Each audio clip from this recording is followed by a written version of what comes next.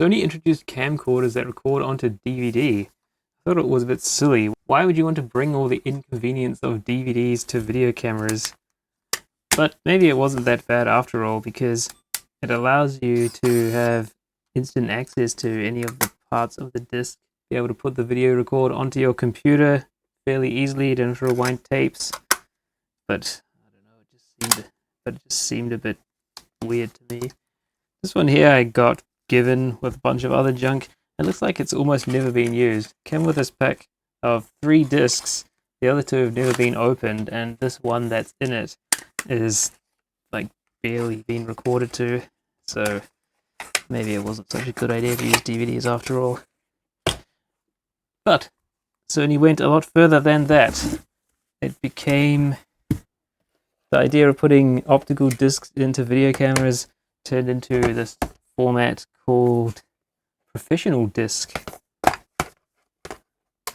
which uses, if we look on the Wikipedia page, introduced in 2003 for tapeless camcorder system, one of the first optical disc formats to utilize a blue laser, allowing higher capacity data to be stored on the disc, compared to the infrared laser used in CD and red laser used in DVD format. So these are 23 gigabyte discs. I noticed in the collection of discs that I've got, there's 3 different styles, and this one's got that written differently. I don't know if that matters. Anyway, this is the smallest type of disc. They go up to 128 gigabytes.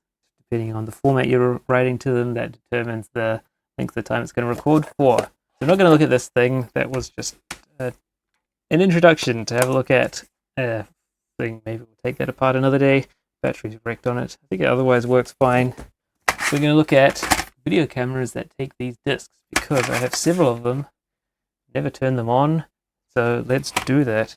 Thing is though, didn't come with lenses or viewfinders.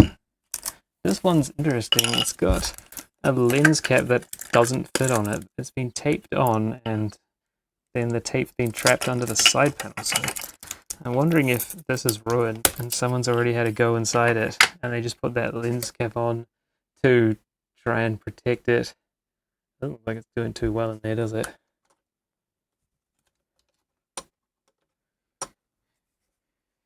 It's got a screen on the side. You can flip around.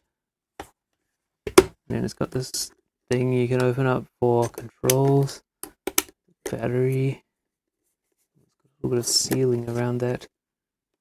Audio levels, thumbnails. There's a benefit of this disc is I think it records a lower bitrate stream or thumbnails as it's going, as well as the normal data stream, so that you can easily access it and edit it. So this goes in here, presumably. Got some sport controls up there.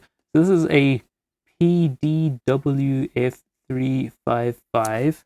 On the back it's got like a Firewire, 400 megabits, a weird 5-pin audio output, some regular XLR audio inputs, and then it's got a remote connector and a DC 12-volt out connector, and over here it's got a memory stick slot.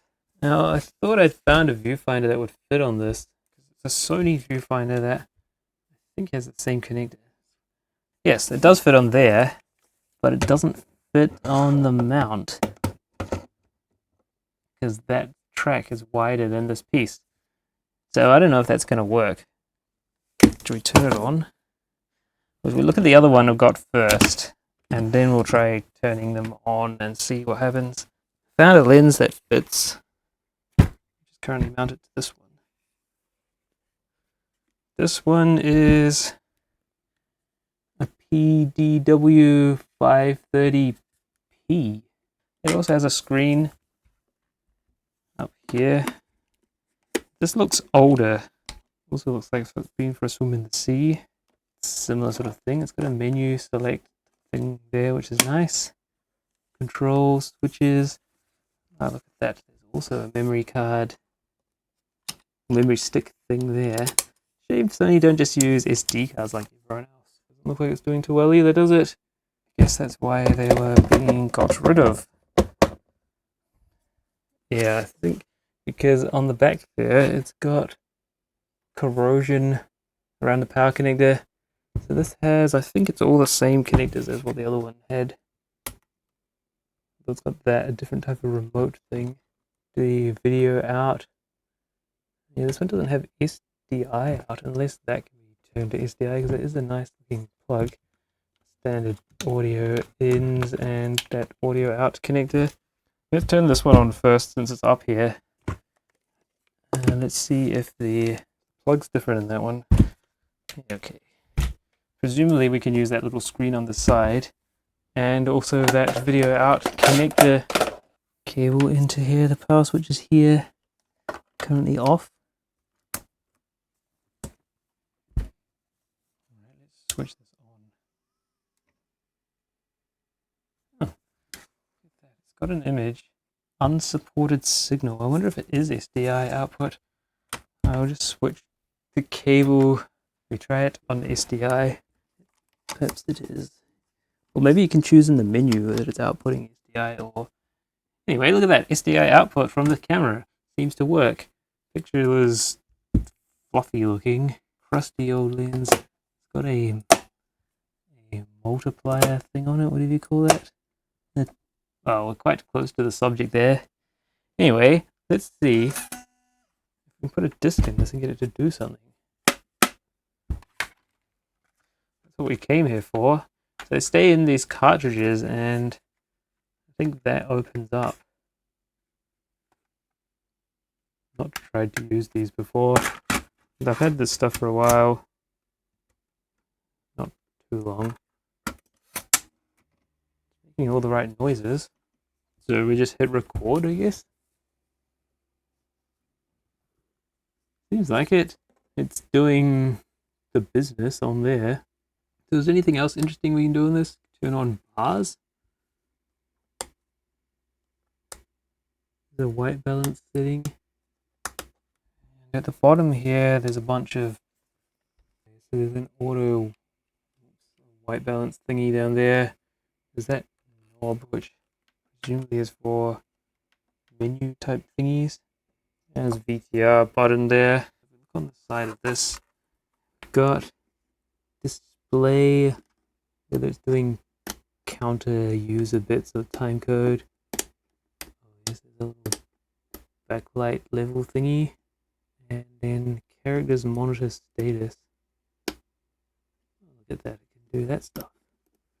If that means it can go into a menu. Use that for setting up various things. It's record mode, so we can't do that. It probably needs to be not recording in order to look at menus and things. Flip menu and be able to see no select list. Ah, ND filter, what's that set on? It says 1B. I guess it's wide open. And then color filters. A is clear. Yeah, so 1A is fully open and clear. Well, it seems to work. So does that mean we still want to take it apart? Yeah, of course we do. We want to see what's inside it. Let's try out the other camera. Let's stop this recording. And we'll get the disc out of it. Oh, maybe we should try playing the disc. Okay, we'll put the disc back in. Open this little thingy. Oh, we have to go previous, do we? Ah, yes, on the side there, it's got clip numbers. Disc top, C2 of 4, 3, 4 of 4. And then we can play it.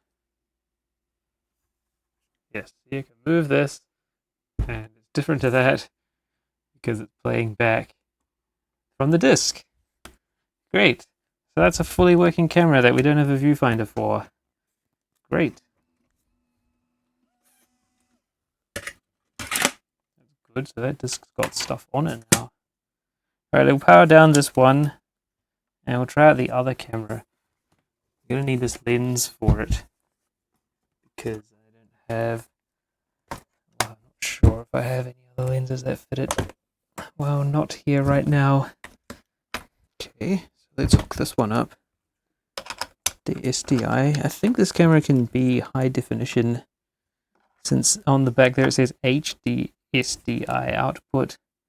So I think this must be a newer or better model. It says MPEG HD there. No, it just said MPEG IMX on the other one. See if this lens will fit on it. It doesn't fit at all. It's a different type of lens mount that has... Did the other one have contacts there? The other one didn't have. Yeah, so I think I don't have a lens that fits this. But we'll try it out regardless. We'll plug this into it. Alright.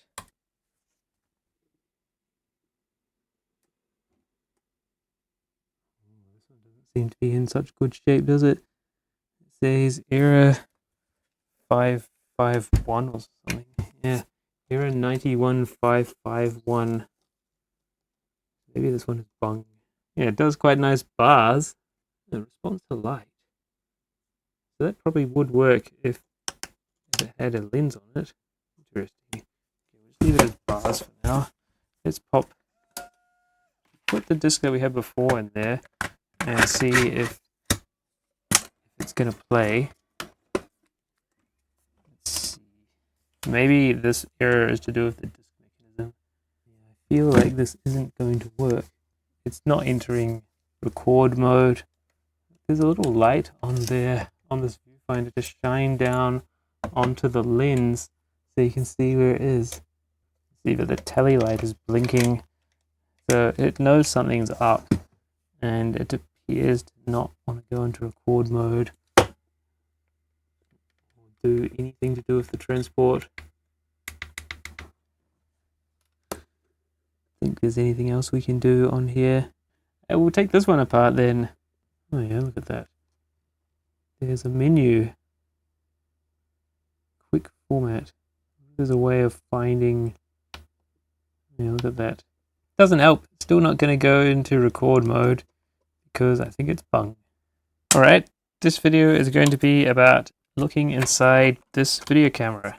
A PDW-F355. No. Well, yes, that's what it's going to be about. But before we get to that, there's one more thing that we need to take a look at. We need to grab another piece of equipment. Look at this. Got two of these. Also never turned them on, so I don't know if it works.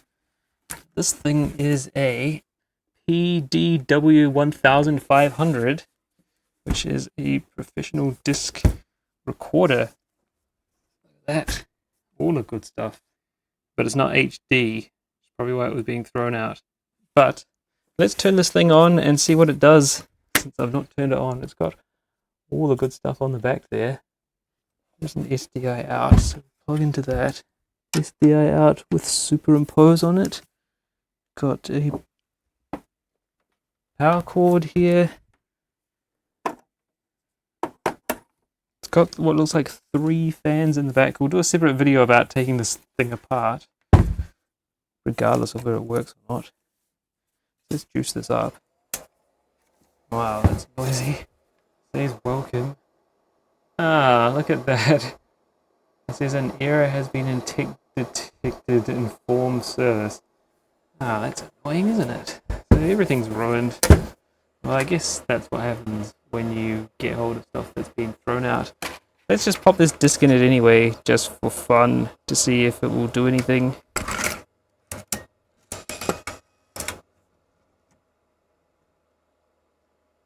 Look at that. It plays the stuff though. And it seeks. Could be hours. Okay.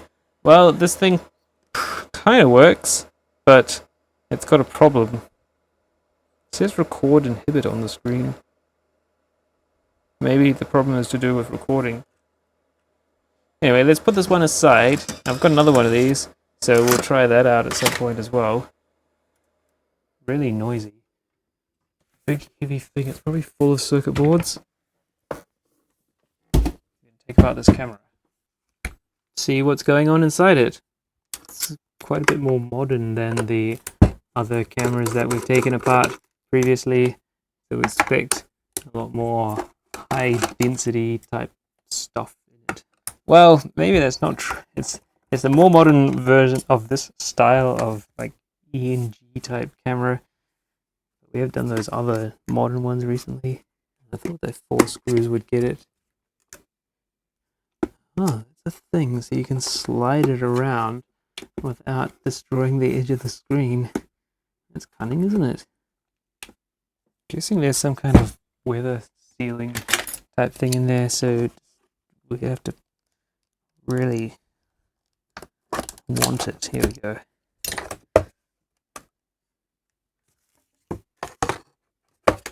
Oh, look at that. Heat sinks and things. Kind of wires. Look at these plastic strips so this falls down nicely and doesn't launch on these cables too much. Oh, look at that. That screw fell out. That's not a good sign, is it? Do you think that could have been shorting something out? Weird.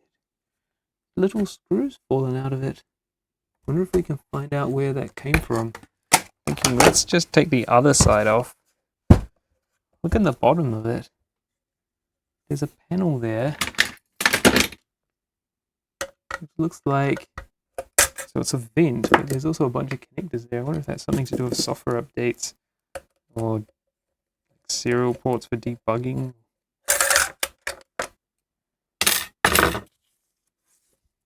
Okay, let's take this side off.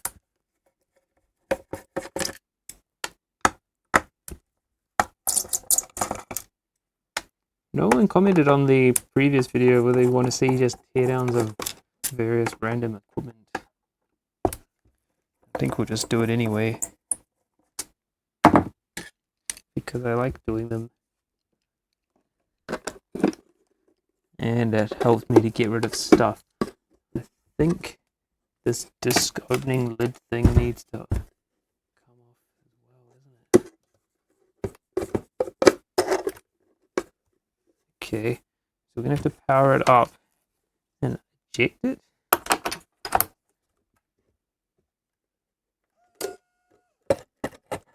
Look at that, now that comes off. Is it angry now? Presumably it's just because the lid... Oh no, this was the one that had the problem in the first place, isn't it? So you gotta put these bungs out. So there's a regular video out there, like composite, and there's the SDI one on the back which we used. Oh, look at that. Yeah, we will need to turn this on while it's open so that we can have a look at the disc spinning or doing something. Keep a lookout for a missing screw. Not that, because it doesn't have anything under it. Xilinx Spartan CPLD type deal there. Where is the laser? It's under that thing. Yes, we determined that it seemed like the disc mechanism was the problem. There's a D-tap under there. A little bung that says light 12 volts 50 watt max. D-tap type power connector thing. Oh, look, there's assignable buttons on the handle. And there's a little thing for positioning the viewfinder.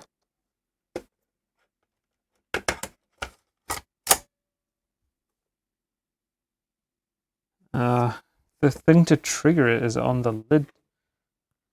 I wonder what that pushed. Not sure.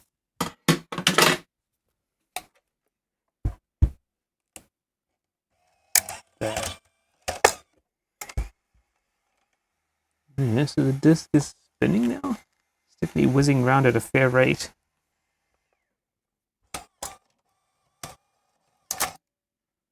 Can't even tell that the disc is spinning. You can barely even see it in there. I guess we need to smash one of these open and have a look at the disc. Let's do that.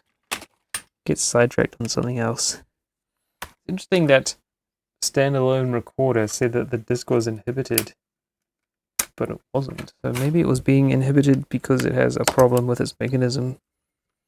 I wonder how similar the mechanism is to the one in here. guess we'll find out when we start taking apart that recorder.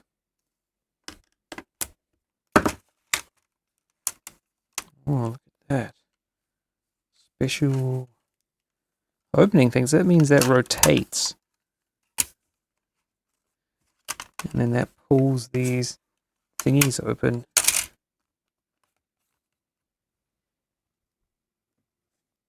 Interesting that it looks the same both ways up, because they don't need to print a label on it, so oh, there you go, that's what the disc looks like. Thanks for wrecking one of the discs. Okay, so on this side we've got the mechanism, the disc mechanism. Some quite chunky but small-headed screws in there that go to some kind of shock-absorbing mount thing. I think there's more involved in...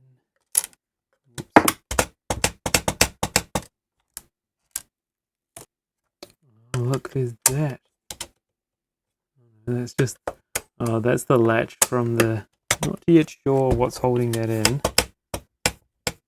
You have to dig a bit deeper. Don't think it's worth trying to get this thing going again. Well, I don't even have a lens, and not being particularly high definition, I don't think there's much interest in these things now. Reason why it was being thrown out. Yeah, what I was thinking about when trying to get that disc mechanism out is there's another metal panel on the bottom that we should take off to see what it does. Or what does it reveal? Is it just... I think it might be just a thing that gives the mechanism more space, because it goes down there. Like a way of making the overall body slimmer, but has a little bulge there for the extra bits and pieces that didn't fit. That also goes under this piece. I wonder if this is missing this shoulder pad thing. Seems to be, doesn't it? Because normally that metal stuff wouldn't be exposed like that. Yeah, see the other camera, it's got... Oh. Yes. See, it's got a shoulder pad thingy on it.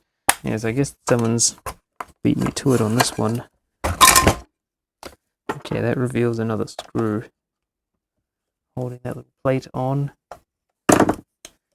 And yeah, it's just the bottom of the mechanism, foam glued in there. Bottom edge of the mechanism. Look at that. Some kind of power supply thing is there. Capacitors. Little sub board with capacitors on it. Free this board.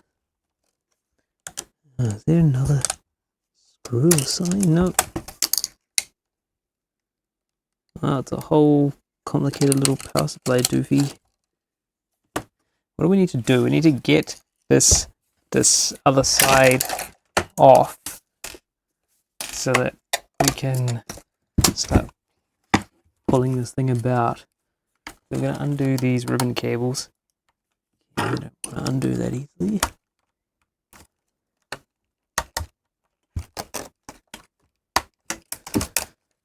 There we go. Nice ribbon cables, and then this stuff. I'm going to free that. To undo it properly, we've got to remove all this stuff. Yes, let's just do that. Take the whole thing apart. Little tiny screws. Okay, so that's freed now from the rest of the machine. But in order to take a look at this, well, I don't think there's much on there, is there? There's a connection to the screen. You can see there's this more flexible wire there. This little clear cover thing over it.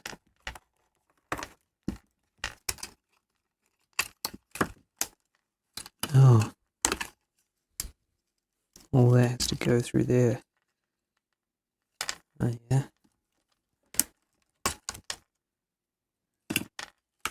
Now I've broken that little flat thing.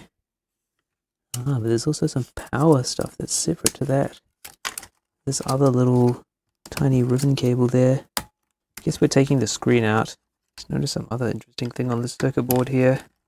Interesting that they run another cable there.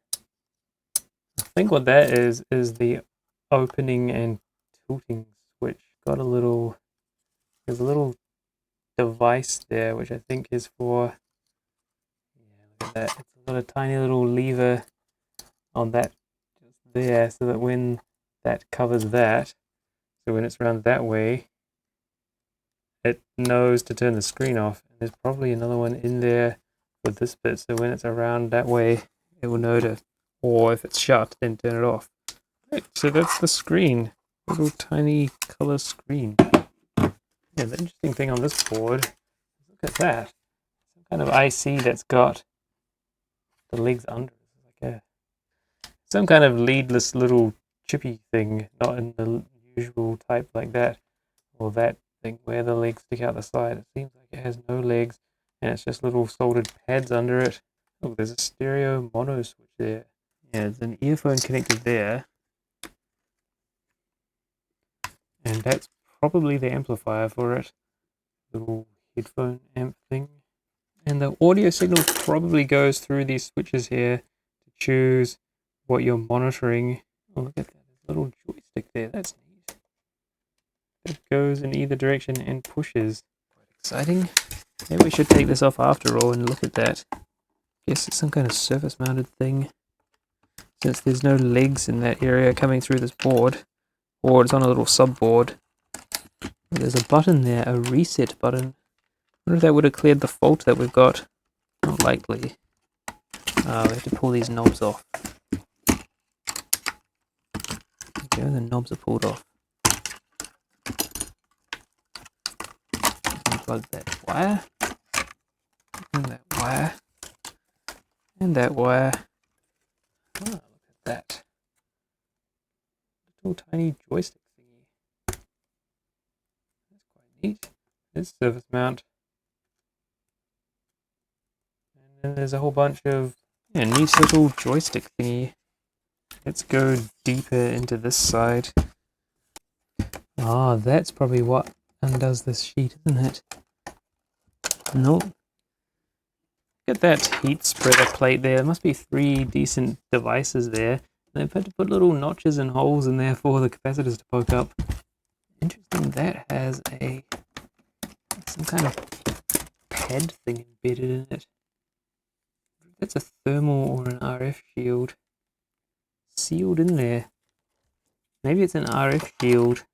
Not sure because there's no grounding on it. Maybe that's the stuff coming off the sensor. Altera Cyclone, some Sony stuff.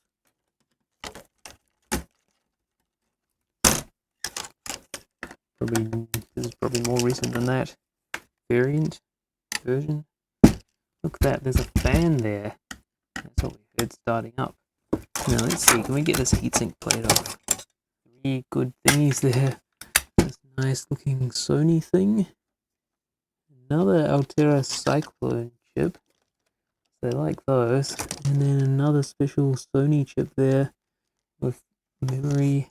They must be special good image processor thingies. We can get this board out now.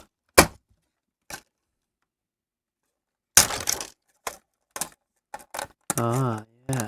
So there's a coax there,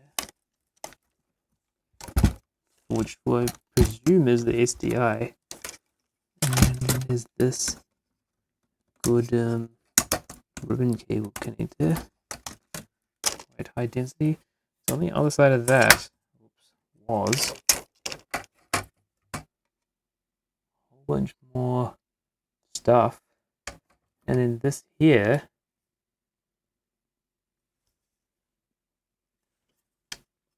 I think is the SDI. Yeah, it's got that special SDI business chip. Another Cyclone, another special Sony thing. Pretty fancy stuff. Now, once we get that out of the way, more good stuff. Look at that. Another big Sony device. And a TMS320 Ti DSP. And then there's this. Does that connect onto that other board? Nope. Nope, they weren't. Oh no, that was there. No, that's just a vacant connector there. I wonder where that goes to. Oh, I wonder if that comes off of the disc mechanism. It's got some kind of connector on it. Oops, we need to undo another screw, don't forget that. Wow, look at that. A whole bunch more. Oh, look, it says there. Does it say iLink? I think so. That must be from the Firewire port then. Oh yeah, look at that. It's got a TSB chip. Be the what do you call that thing? Firewire. A Firewire device. And there's some NEC thing, which is probably some CPU for dealing with the Firewire interface. And under that, we got another one of these Sony devices. That's another interesting ribbon cable. Some layers of good stuff in here.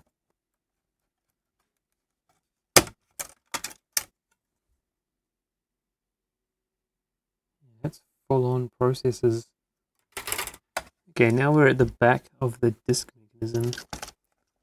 Ah, look at that. That's ribbon cable. Really high density there. Wow, that's an interesting ribbon cable. Maybe it has a test interface on it? Look at that. The cores all go over to there, and all of those ones go out to the side and appear to go to nothing. I wonder if that was used for testing and then it gets chopped off, maybe? Why would they route them out to the side if it didn't need that? Strange. I guess the disc mechanism needs a lot of power. Presumably all that thicker wires will be a power supply to it. Let's see then if we can get the camera part out. In theory, it's just these 4 screws around the lens mount should drop this inner part out. Will we have to take that knob off? Maybe. Look at that, there's the tape. So, yeah, someone did have this open and taped that lens cap thingy onto it. So I guess someone else already had a go at trying to get this to work and decided it was not worth it, so they chucked it. Yes. Okay, we have to get that little thingy off as well. Find some kind of hex driver thing for that. Good.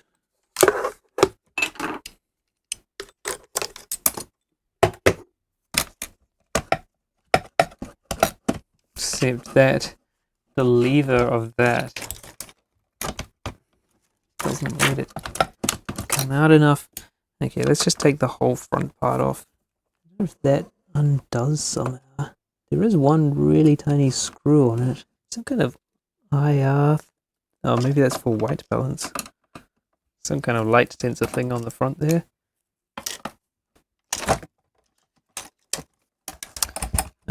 We have to go in from this side to pull some cables. How are you supposed to get that out? Yeah, I've done something in the wrong order here.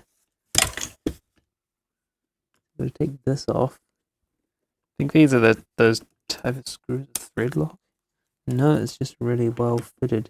Some of those other ones were. Yeah, they got that blue stuff on them. Yeah, that one was.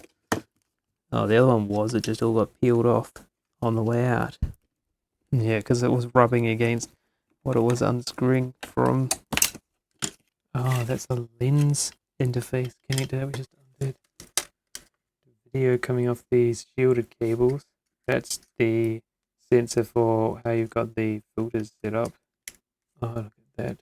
A little photo thingy, and that disc there will be slightly reflective. And yeah, cause the IR light to be reflected back.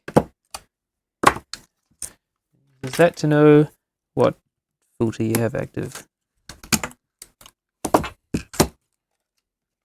Probably forgot to take a photo of this thing before I took it apart for the thumbnail and for the memories. Oh well, too bad. Look at that. Interesting flex board there, which goes in multiple directions. Insulator thingy, there's padding on that. All kinds of stuff going on. Okay, That's that little Xilinx Spartan that we saw back at the start. So this must be the sync and timing generator clocks and voltages for driving the CCDs through that. Not sure what the next part to take off is for this, because that screw's kind of trapped under there.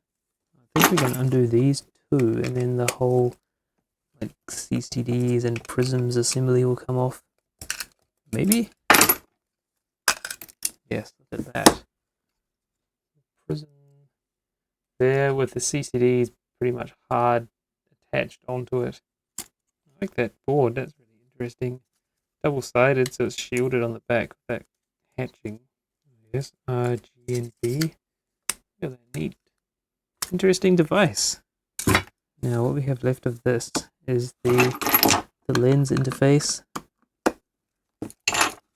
There, the back of those connectors. And then we've got the filters, wind in and out with that. And then there's the IR filter, that kind of bluish thing, which has got mildewy stuff going on it.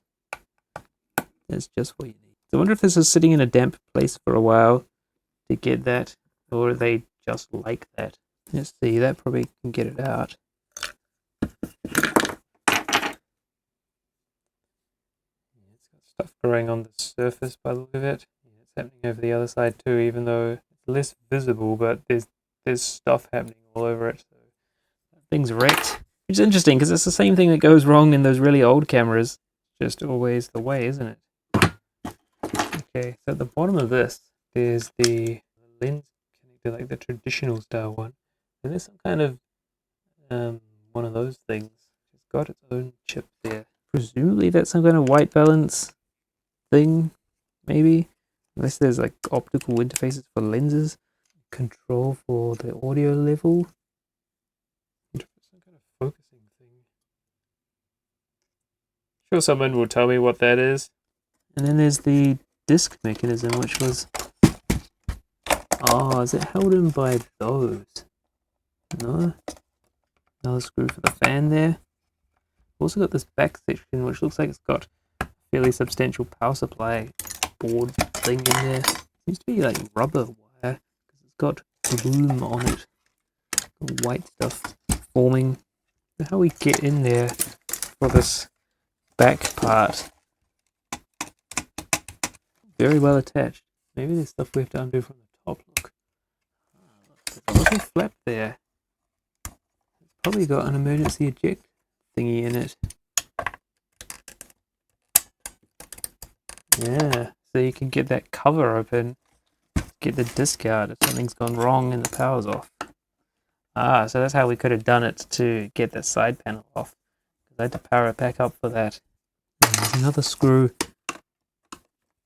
Bung things. Ah, okay, so that connector goes down to this board on the bottom. That one that we freed up a long time ago. I think we were supposed to undo this stuff. Oops. No, because all that stuff's passed through the hole. Through a hole rather than... Alright, so we're going to unplug this from the bottom.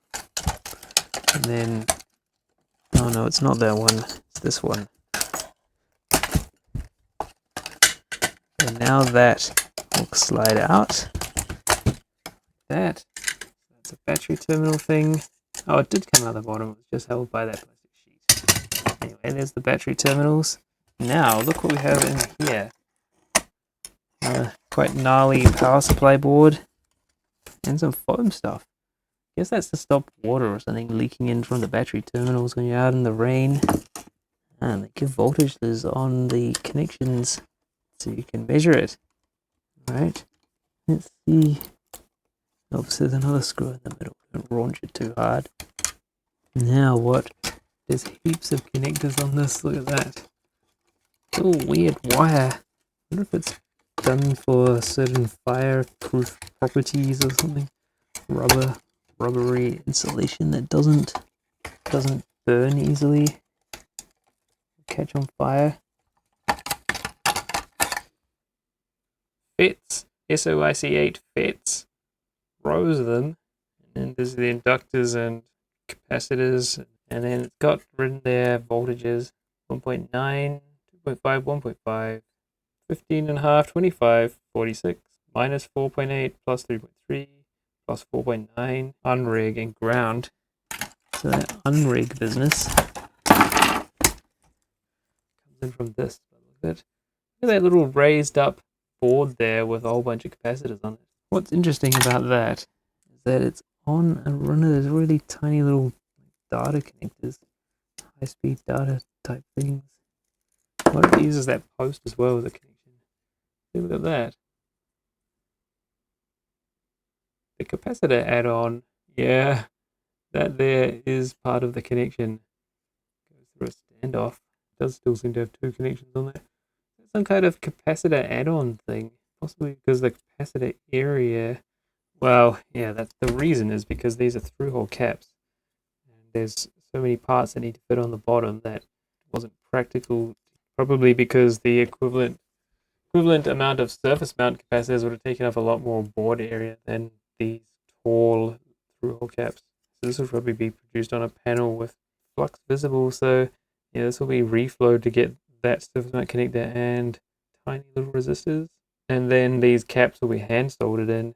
There's also, just wondering if this is like a power enable or power routing linear tech regulator. Interesting thing. Interesting little power supply board.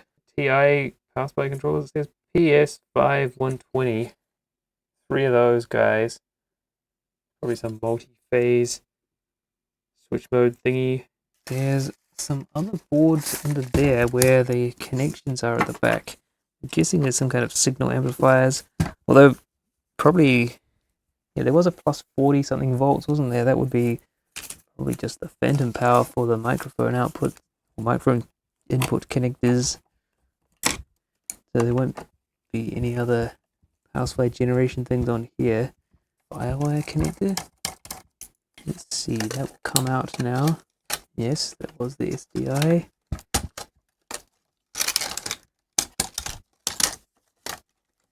A lot of individual wires. The plastic insulator sheet. Look at that. Oh, I see. That's the preamps for the microphones. Okay, with selectable gains here, whether it's line mic and whether the 48 volts is on. Yeah, those things there that look like quite grunty connectors. Actually, the bottom of the switches. Look how many poles the switch has. It's probably because it reconfigures these op amps to be different gain levels. It also turns the power on and off for the BNC connector for the SDI there. The proper 75 ohm one.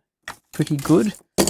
Alright, so for the final act, how do we get this disc mechanism out? Try undoing these screws here. Something needs to happen up here that I don't know what it is. Oh, I think I can see what it is though.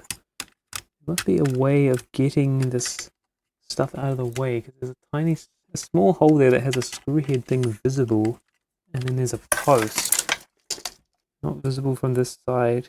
I'm wondering if, oh look, that pushed out. Okay, so we've separated a sub-assembly under the disc mechanism, but the actual thing itself doesn't seem to want to come out. 2 screws there that are very tiny, related to the cover. I thought this mechanism would be fairly straightforward to get out, because it's possibly something that would need to be replaced fairly promptly if there are problems. I think that's the key. Now look, beam that out of the way. Yes, so.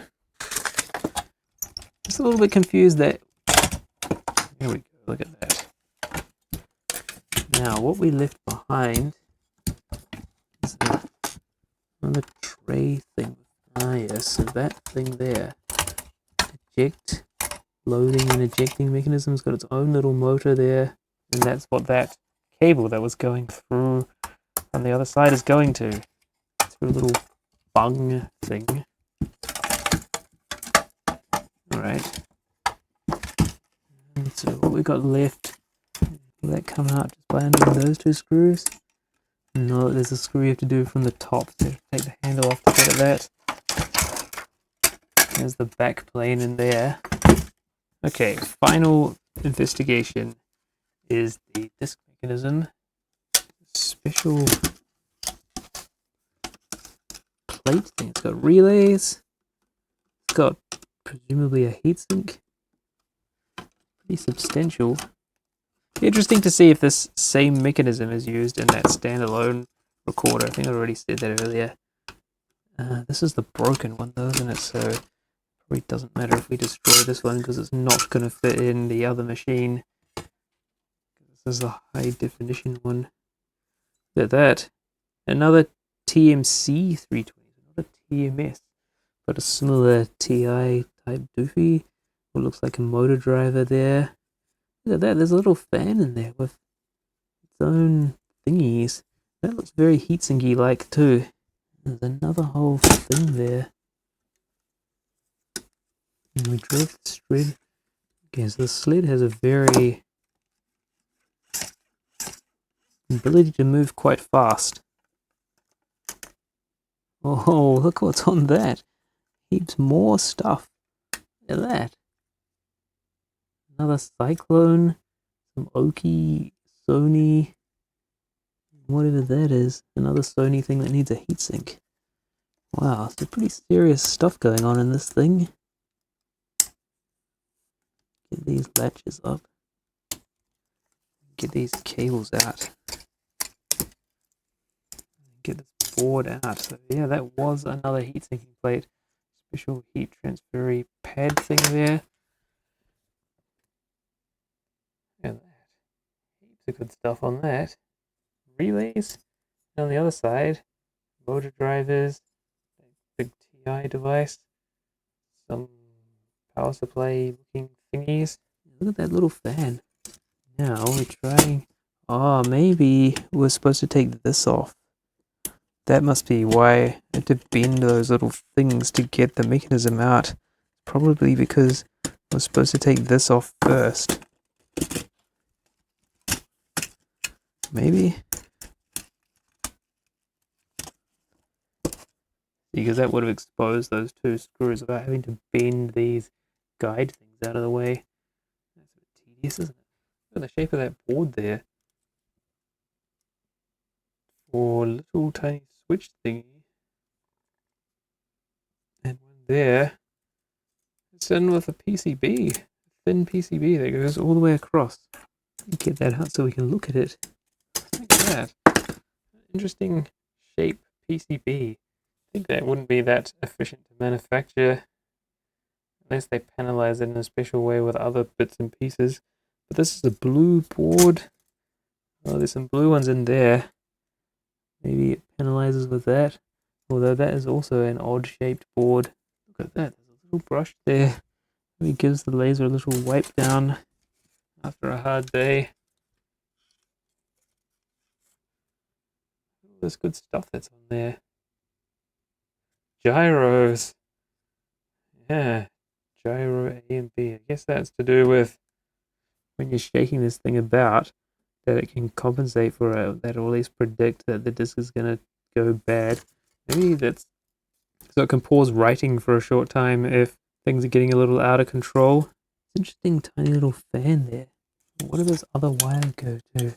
Oh, it's a moisture sensor, isn't it? Those little grey wires, they go to that thing, which looks like the dew sensor in a VCR forming when you have this in a cold place and then bring it into somewhere warm. Moisture will condense on it. Little fan, it looks quite dust free. Maybe this is quite well sealed when it's running. Didn't get a chance to drag much dirt into it. Interesting PCB here. It's got multiple rigid flex sections on it. In the Wikipedia article about the professional disc, it says that because the professional disc uses a much higher quality media and drives use higher quality components, making them prohibitively expensive for consumer segment, which Blu-ray is aimed at. So this stuff here is prohibitively expensive. Does seem pretty well sorted out. Look at that. It's going to be attached. There's a gyro things, various connectors. And then up here it's got various little sensors for detecting parts soldered onto this thing. A little ROM chip. Maybe that got hour counters and things in it. Maybe this is just giving an error because it's reached its hour limit. Nothing actually wrong with it, it's just time for a checkup. Does the motor come off that easily? Maybe. I want to see, is this the reason why there's so much solid aluminium type stuff there? Because this probably gets pretty smoking when it's running. It feels quite nice. Open as well. Little sensor thing, hall sensors down there, stator, and then a magnet that follows it around. Ball bearing races. Now this last little board. Look at that, all part of the flex. Another interesting rigid flex assembly. It's manufactured like that, and then it gets folded up so that part can point downwards. This lower section doesn't have any connectors or anything on it. It just conveys the signal over to two little switches, and then another connector which went to something that we already pulled off. Okay, and then finally got the laser assembly. Oh, does that just come out now? Maybe. Nice rods. Why is that kind of free but also not free? Okay, that is clamping onto the little rail. Interesting. Okay. See, it's got this spring part in it to prevent the backlash. So this little one down here, and you see that's got its own anti-backlash double plate thing. Yeah, so it'll be real nice. So there's the laser pickup assembly. The ribbon cable there. Quite a thin one. Guess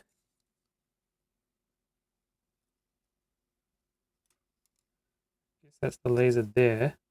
It's got heat sinking even. And the focusing assembly is under this little cover. You can see there the coils. Oh, look at that, and there's even more ICs on the back of this board. Several more ICs on the back of that. Wow. There you go. That's a pretty deep look into the Sony PDW-F355 video camera, which records onto professional disc. And a look at a few other bits and pieces. Hopefully that was interesting. And to see you next time for, presumably we'll take apart the other camera, the one that worked. And then eventually we'll get to the standalone players for professional disc, take a look at those. And we've got heaps of other stuff to look at as well. More VCRs, more other cameras, other equipment. So stay tuned for those, and hopefully this one was interesting